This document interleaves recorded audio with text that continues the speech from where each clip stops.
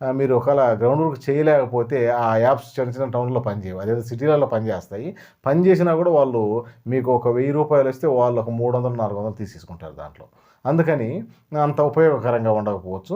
కానీ నేను పెద్ద టౌన్‌లో అయితే వాళ్ళనే అప్రోచ్ కావడం మంచిదని చెప్తాను. ఎందుకంటే మీరు ఆ పెద్ద టౌన్‌లో ఎంతమందికి మీ సమాచారం ఇవ్వగలరు? ఆ యాప్స్ ద్వారా పోవడం వల్ల ఏందంటే మనకు ఒకవేళ వాళ్ళు కొంత పర్సెంటేజ్ తీసుకున్నా మనకు రెగ్యులర్ ఇన్‌కమ్ అనేది వస్తూ ఉంటుంది.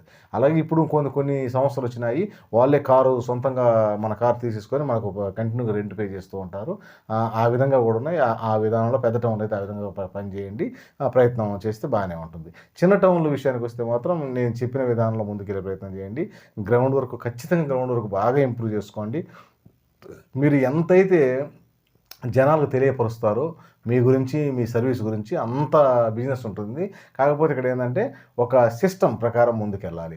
మీరు ఖచ్చితంగా కొంచెం ఓపిక చేసుకొని ప్రతి